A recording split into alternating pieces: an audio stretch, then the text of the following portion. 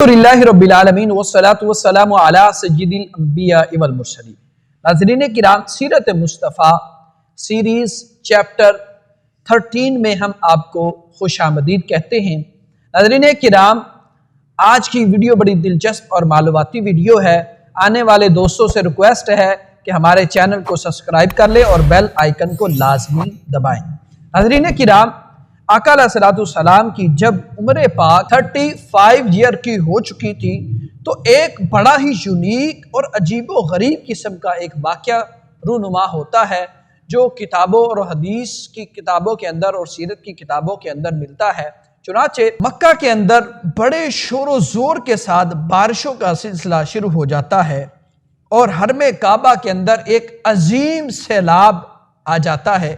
کعبے کی جو عمارت ہوتی ہے وہ بالکل نیچے تشریف لا چکی ہوتی ہے اور حضرت ابراہیم و اسماعیل علیٰ نبینا علیہ الصلوۃ والسلام نے جس کعبے کی بنیاد رکھی تھی وہ کعبہ بہت پرانا ہو چکا ہوتا ہے، اور املیکہ، قبیلہ جراحم اور قصا وغیرہ کے جو لوگ تھے انہوں نے اپنے اپنے وقتوں کے اندر اس کعبے کی تعمیر و مرمت کرتے رہے، لیکن چونکہ عمارت نشیب میں تھی اس لیے پہاڑوں سے برساتی پانی کے بہاؤ کا زوردار وادی مکہ میں ہو کر گزرتا تھا اور اکثر حرم کعبہ میں سیلاب آ جاتا تھا۔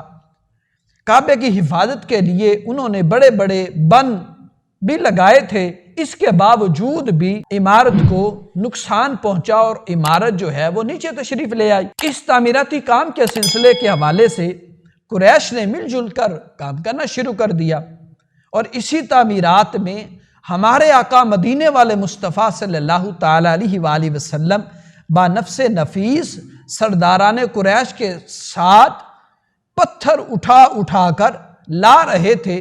مختلف قبائل کے لوگوں نے تعمیرات کے مختلف حصوں میں آپس میں ڈیوائیڈ کر لیا، تقسیم کر لیا۔ جب حجر اسود رکھنے کی باری آتی ہے تو سارے قبیلوں کے لوگ آپس میں جھگڑ پڑتے ہیں، جھگڑا ہو جاتا ہے، لڑائی ہو جاتی ہے۔ کس بات پر؟ کہ حجر اسود جو ہے وہ ہمارا قبیلہ رکھے تاکہ ہمارے قبیلے کے اندر یہ فخر کی بات ہو، ہم فخر کر سکیں کہ ہمارے قبیلے والوں نے حجر اسود کو نصب کیا ہوتا ہے۔ اس معاملے میں بڑی جو ہے وہ لڑائی کا سلسلہ جاری ہوتا ہے، اور اسی کشمکش کے اندر 4 دن جو ہے وہ گزر جاتے ہیں، اور نوبت یہاں تک پہنچ جاتی ہے کہ تلواریں نکال لی جاتی ہیں۔ بنو عبددار اور بنی عدی کے قبیلوں نے تو اس پر جان کی بازی لگا دی، اور زمانہ جاہلیت کے دستور کے مطابق اپنی قسموں کو مضبوط کرنے کے لیے ایک پیالے میں خون بھر کر اپنی انگلیاں اس میں ڈبو کر چاٹ لی۔ جب 5واں دن آتا ہے، حرم کعبہ میں تمام قبائل کے لوگ وہ جمع ہوتے ہیں، اور اس جھگڑے کو طے کرنے کے لیے ایک بڑے بزرگ شخص نے یہ تجویز پیش کی کہ کل جو شخص صبح سویرے سب سے پہلے حرم کعبہ میں داخل ہو اس کی بات کو ہم مان لیں گے، اس کے حکم پر ہم عمل کریں گے، اور جو وہ فیصلہ کر دے گا اس کو ہم تسلیم کر لیں گے۔ اور خدا کی شان یہ ہے کہ صبح کو جو شخص حرم کعبہ میں داخل ہوا، آپ کے اور میرے پیارے نبی مختار صلی اللہ تعالی علیہ وآلہ وسلم کی ذات گرامی تھی۔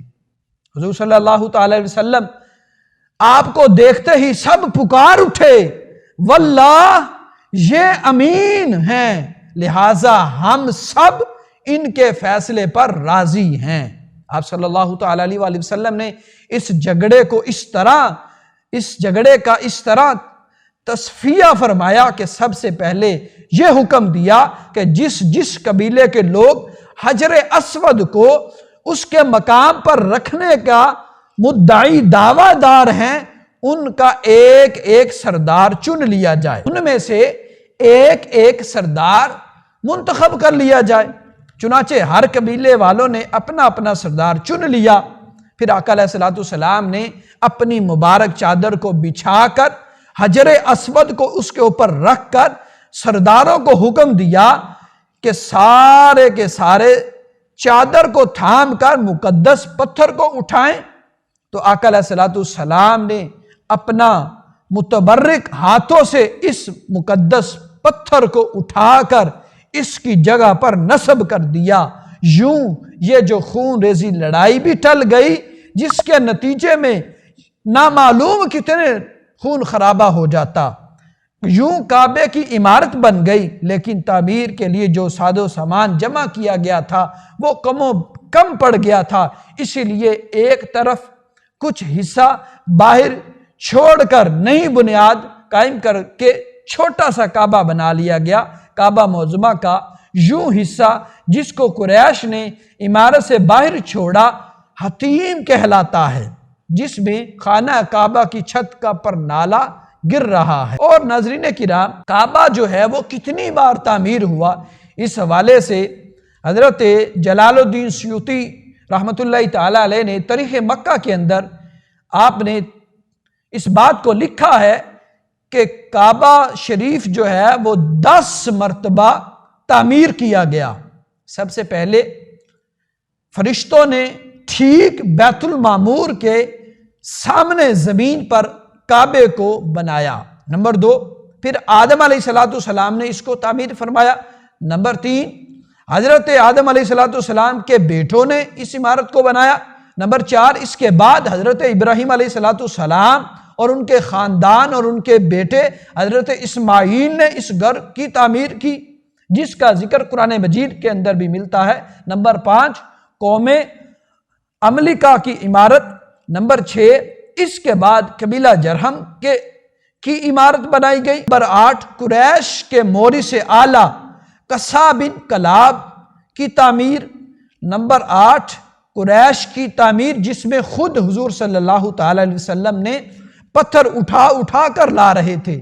نمبر 9، حضرت عبداللہ بن زبیر رضی اللہ عنہ نے اپنے دور خلافت میں حضور صلی اللہ تعالی علیہ وسلم کے بتائے ہوئے نقشے کے مطابق تعمیر کیا، جس کے اندر حطیم کے زمین کو کعبہ میں داخل کر دیا اور دروازہ سطح زمین کے برابر نیچے رکھا، اور ایک دروازہ مشرق کی جانب اور ایک دروازہ مغرب کی سمت بنایا۔